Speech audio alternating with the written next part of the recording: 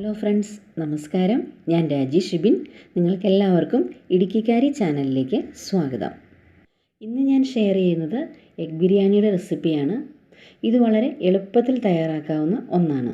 റെസിപ്പിയിലോട്ട് കിടക്കുന്നതിന് മുമ്പ് ഈ ചാനൽ സബ്സ്ക്രൈബ് ചെയ്തിട്ടില്ലെങ്കിൽ ദയവായി സബ്സ്ക്രൈബ് ചെയ്യുക. നോട്ടിഫിക്കേഷൻസ് ലഭിക്കുന്നതിന് വേണ്ടി അതിന് തൊട്ടടുത്തുള്ള ബെൽ ബട്ടൺ കൂടി ക്ലിക്ക് ചെയ്യുക. എഗ് ബിരിയാണി തയ്യാറാക്കുന്നതിന് വേണ്ടി ഞാനിവിടെ ബസ്മതി റൈസാണ് എടുക്കുന്നത്. ഞാനിവിടെ 3 കപ്പ് റൈസാണ് എടുത്തിട്ടുള്ളത്.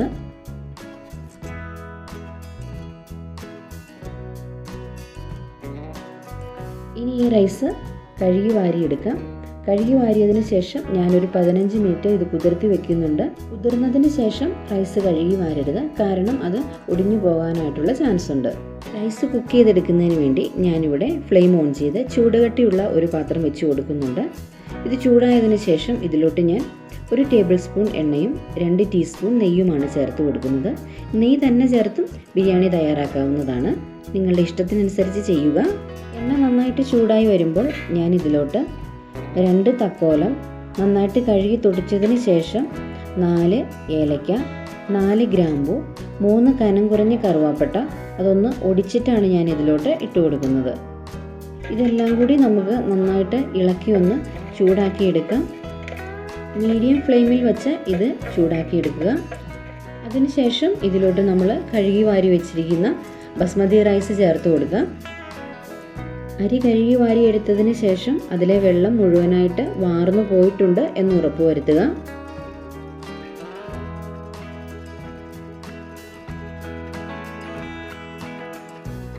അരി മുഴുവനായിട്ട് ചേർത്തതിന് ശേഷം നന്നായിട്ടൊന്ന് ഇളക്കി മിക്സ് ചെയ്ത് ഈ സ്പൈസസിലും നെയ്യിലും ഒക്കെ കിടന്ന് അരി നന്നായിട്ടൊന്ന് ചൂടായിട്ടുണ്ട് എന്ന് കണ്ടതിന് ശേഷം മാത്രമാണ് ഞാൻ ഇതിലോട്ട് വെള്ളം ചേർത്ത് കൊടുക്കുന്നത്.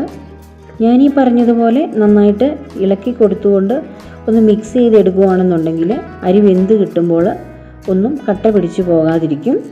ഇതിന് ശേഷം വെള്ളമാണ് ഒഴിച്ചു കൊടുക്കേണ്ടത്. അരി അളന്നിട്ടുള്ള അതേ കപ്പിൽ തന്നെയാണ് നമ്മൾ വെള്ളവും ചേർക്കേണ്ടത്. മെഷറിംഗ് കപ്പ് ഇല്ലെങ്കിൽ ചായ കുടിക്കുന്ന ഗ്ലാസ്സിൽ അരി അളന്നെടുക്കുക. അതേ ഗ്ലാസ്സിൽ തന്നെ ഇത് വെന്ത് കിട്ടുന്നതിനുള്ള വെള്ളവും ചേർക്കുക. ഞാനിവിടെ 3 കപ്പ് അരിക്ക് 3.5 കപ്പ് വെള്ളമാണ് ചേർത്ത് കൊടുക്കുന്നത്. അരി വേവിക്കുന്നതിന് ഒഴിക്കുന്ന ഈ വെള്ളത്തിൽ ഞാൻ 1 ടീസ്പൂൺ ഉപ്പ് കൂടി ചേർത്തിട്ടാണ് ഒഴിക്കുന്നത്. എങ്കിൽ മാത്രമേ ഇത് വെന്ത് കഴിയുമ്പോൾ ചോറിനും ആവശ്യത്തിന് ഉപ്പിൻ്റെ ടേസ്റ്റ് കിട്ടുകയുള്ളൂ. ഇനി ഇതൊന്ന് നന്നായിട്ട് ഇളക്കി മിക്സ് ചെയ്യുക. അതിനുശേഷം ഒരടപ്പ് കൊണ്ട് മൂടി നമുക്കിത് വേവിച്ചെടുക്കാം. ഇത് മീഡിയം ഫ്ലെയിമിൽ വെച്ചിട്ട് നമുക്ക് കുക്ക് ചെയ്ത് തുടങ്ങാം. ഒരു 2-3 മിനിറ്റിനുള്ളിൽ തന്നെ ഇത് നന്നായിട്ട് തിളച്ച് വരും.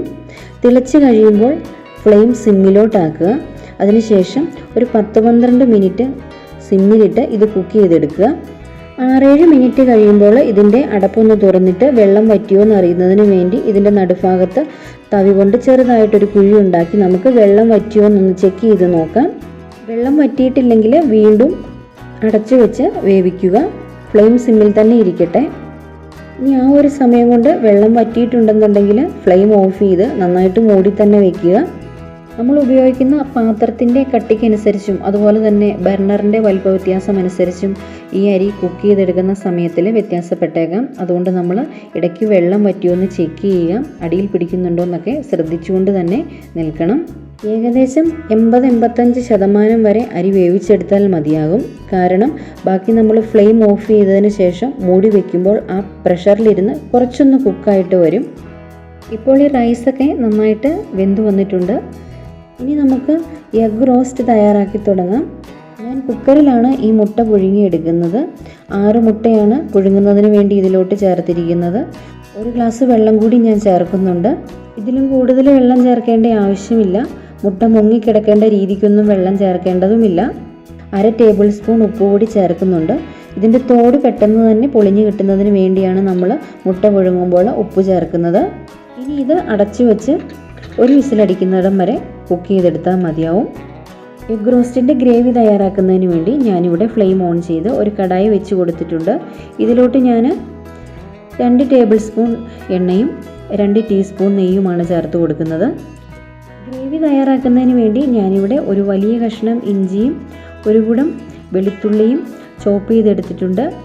2 വലിയ സവോള അരിഞ്ഞെടുത്തിട്ടുണ്ട്. 4 പച്ചമുളക് അരിഞ്ഞെടുത്തിട്ടുണ്ട്, 2 തക്കാളിയും അരിഞ്ഞെടുത്തിട്ടുണ്ട്. ഇതെല്ലാം ചോപ്പറിലിട്ട് അരിഞ്ഞെടുക്കുകയാണെന്നുണ്ടെങ്കിൽ ഇതുപോലെ ചെറിയ കഷ്ണങ്ങളായിട്ട് കിട്ടും. എണ്ണ ചൂടായിട്ടുണ്ട്. നമുക്കിതിലോട്ട് ഇഞ്ചി അരിഞ്ഞതും വെളുത്തുള്ളി അരിഞ്ഞതും കൂടി ഇട്ട് കൊടുക്കാം. ഇഞ്ചിയും വെളുത്തുള്ളിയും നന്നായിട്ടൊന്ന് വഴറ്റിയെടുത്തതിന് ശേഷം ഇതിലോട്ട് അരിഞ്ഞു വെച്ചിരിക്കുന്ന സവോള ചേർത്ത് കൊടുക്കാം. ഒന്ന് മിക്സ് ചെയ്തതിന് ശേഷം പച്ചമുളകും കൂടി ചേർക്കാം. ഞാനിപ്പോൾ കറിയിലോട്ട് ആവശ്യത്തിനുള്ള ഉപ്പ് കൂടി ചേർത്ത് കൊടുക്കുവാണ്. നന്നായിട്ട് മിക്സ് ചെയ്ത് കൊടുക്കുക. സവോളയൊക്കെ വഴന്ന് ഒരു പകുതിയായി കഴിയുമ്പോൾ അരിഞ്ഞു വെച്ചിരിക്കുന്ന തക്കാളി ചേർത്ത് കൊടുക്കാം. തക്കാളിയും ചേർത്ത് ഇതെല്ലാം കൂടി നന്നായിട്ട് വഴറ്റിയെടുക്കുക. അതിനുശേഷം നമുക്കിതിലോട്ട് പൊടികൾ ചേർത്ത് കൊടുക്കാം. ഞാനിവിടെ 1/4 ടേബിൾ സ്പൂൺ മല്ലിപ്പൊടി, 1/4 table spoon Kashmiri chilli powder, 1/4 table spoon മഞ്ഞൾപ്പൊടി, 1/2 സ്പൂൺ ഗരം മസാല എന്നിവയൊക്കെയാണ് ചേർക്കുന്നത്. ബിരിയാണിയൊക്കെ തയ്യാറാക്കുമ്പോൾ ഗരം മസാല വീട്ടിൽ തന്നെ തയ്യാറാക്കിയതിന് ശേഷം അതിലോട്ട് ചേർക്കുക. അപ്പോഴാണ് നമ്മൾ ഉദ്ദേശിക്കുന്ന ആ ഒരു ഫ്ലേവർ കിട്ടുന്നത്. ഫ്ലെയിം സിമ്മിലോട്ടാക്കിയതിന് ശേഷം ഈ പൊടികളെല്ലാം നന്നായിട്ടൊന്ന് മൂപ്പിച്ചെടുക്കാം. പൊടികളെല്ലാം നന്നായിട്ട് മൂത്ത് കഴിയുമ്പോൾ നമുക്ക് ഈ ഗ്രേവി ഒന്ന് ലൂസാക്കി എടുക്കുന്നതിന് വേണ്ടി കുറച്ച് വെള്ളം ചേർക്കാം. ഞാനിവിടെ 1/2 ഗ്ലാസ് വെള്ളമാണ് ചേർത്തിരിക്കുന്നത്. നന്നായിട്ട് ഇളക്കി കൊടുക്കുക. ഇതിൽ നമ്മൾ ചേർത്തിരിക്കുന്ന സവോളയും തക്കാളിയും ഒന്നുകൂടി വെന്ത് സോഫ്റ്റായിട്ട് വരട്ടെ. ഇപ്പോൾ ഇത് ഈ ഒരു പാകത്തിലോട്ട് മാറിയിട്ടുണ്ട്. ചേർത്തിരുന്ന വെള്ളമെല്ലാം നന്നായിട്ട് വറ്റി ഗ്രേവിയൊക്കെ തിക്കായി വന്നിട്ടുണ്ട്. ഞാനിനി ഇതിലോട്ട് അല്പം മല്ലിയില അരിഞ്ഞതും അല്പം പുതിനയിലയും കൂടി ചേർക്കുവാണ്. ഇപ്പോൾ എഗ് റോസ്റ്റിൻ്റെ ഗ്രേവി റെഡി ആയിട്ടുണ്ട്. ഇതിലോട്ട് മുട്ട ചേർത്ത് കൊടുക്കുക. മുട്ടയൊന്ന് വരഞ്ഞതിന് ശേഷം ഈ ഗ്രേവിയിലോട്ട് ഇട്ട് കൊടുക്കുക. മുട്ടയൊന്നും ഉടഞ്ഞു പോകാത്ത വിധത്തിൽ നന്നായിട്ട് ഈ ഗ്രേവിയുമായിട്ടൊന്ന് മിക്സ് ചെയ്തെടുക്കുക. 1.5 മിനിറ്റോളം നമുക്ക് ഈ ഗ്രേവിയുമായിട്ട് മുട്ടയൊന്ന് മിക്സ് ചെയ്തെടുക്കാം. അതിനുശേഷം നല്ല ടേസ്റ്റ് കിട്ടുന്നതിന് വേണ്ടി നമുക്ക് കുറച്ച് നെയ്യ് കൂടി ഇതിൻ്റെ മുകളിലൊന്ന് ഒഴിച്ചു കൊടുക്കാവുന്നതാണ്. നിങ്ങൾക്ക് താല്പര്യമുണ്ടെങ്കിൽ അങ്ങനെ ചെയ്താൽ മതിയാവും. ഇപ്പോൾ എഗ് റോസ്റ്റ് തയ്യാറായി കഴിഞ്ഞു. ഇനി നമുക്കിത് മാറ്റി വയ്ക്കാം. ഇനി ബിരിയാണിയിലോട്ട് ചേർക്കുന്നതിന് വേണ്ടിയിട്ട് സവോള വറുത്തെടുക്കാം. അതിന് ഞാൻ മറ്റൊരു ചീനച്ചട്ടി സ്റ്റൗവിൽ വെച്ച് കൊടുത്തിട്ടുണ്ട്. ഇതിലോട്ട് ഞാൻ 2 ടേബിൾ സ്പൂൺ എണ്ണയും 2 ടീസ്പൂൺ നെയ്യും തന്നെയാണ് ഒഴിച്ചിരിക്കുന്നത്. ഒരു മീഡിയം സൈസിലുള്ള സവോളയാണ് വറുത്തെടുക്കുന്നതിന് വേണ്ടി ഞാൻ ഇതിലോട്ട് ചേർത്ത് കൊടുക്കുന്നത്. നന്നായിട്ട് ഇളക്കിയെടുക്കുക. മീഡിയം ഫ്ലെയിമിലിട്ട് ഇളക്കി കൊടുക്കുക. സവോള ഈ ഒരു പാകത്തിൽ എത്തിയിട്ടുണ്ട്. ഇപ്പോൾ നമുക്കിത് കോരി മാറ്റാവുന്നതാണ്. ഇനി നമുക്ക് ഇതിലോട്ട് കശുവണ്ടി ചേർത്ത് കൊടുക്കാം. ഇതും നന്നായിട്ട് വറുത്തെടുക്കാം. അടുത്തതായിട്ട് ഉണക്കമുന്തിരി ചേർത്ത് കൊടുക്കുക. അതും നന്നായിട്ട് വീർത്ത് വരുമ്പോൾ കോരിയെടുക്കുക.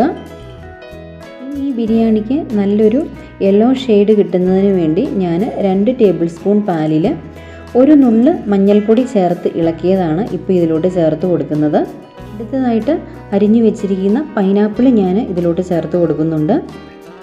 ഇനി കുറച്ച് മല്ലിയിലയും പുതിനയിലയും ചേർക്കുവാണ്.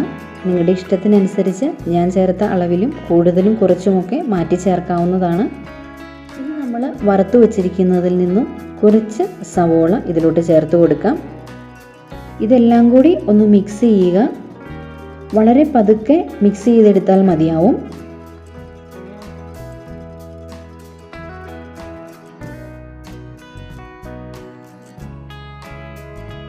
ഇനി എഗ് റോസ്റ്റിൻ്റെ ഗ്രേവി കുറച്ച് ഇതിൻ്റെ മുകളിലോട്ടൊന്ന് വച്ച് കൊടുക്കുവാണ്.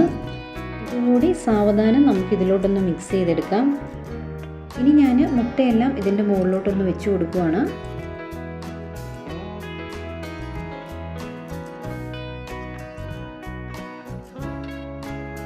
ഇനി കുറച്ച് പൈനാപ്പിൾ അരിഞ്ഞതുകൂടി ഞാൻ ഇതിൻ്റെ മുകളിലോട്ട് ഇട്ട് കൊടുക്കുന്നുണ്ട്.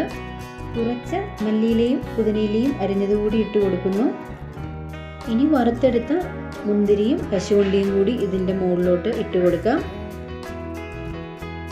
അടുത്തതായിട്ട് വറുത്ത് വെച്ചിരിക്കുന്ന ബാക്കി സവോളയും കൂടി ഇതിലോട്ട് ചേർത്ത് കൊടുക്കുകയാണ്. ഇനി ഇത് അടച്ചു വെച്ച് ഏറ്റവും കുറഞ്ഞ ഫ്ലെയിമിൽ വെച്ച് ആവി കയറ്റിയെടുക്കാം. അപ്പോൾ എഗ് ബിരിയാണി സെർവ് ചെയ്യാൻ റെഡി ആയിട്ടുണ്ട്. നിങ്ങളെല്ലാവരും ഇത് വീട്ടിലൊന്ന് ട്രൈ ചെയ്ത് നോക്കുക. റെസിപ്പി ഇഷ്ടമായാൽ ലൈക്ക് ചെയ്യുക. ഫ്രണ്ട്സും ഫാമിലിയുമായിട്ടൊന്ന് ഷെയർ ചെയ്യണേ. മറ്റൊരു റെസിപ്പിയുമായി പുതിയ വീഡിയോയിൽ വീണ്ടും കാണാം.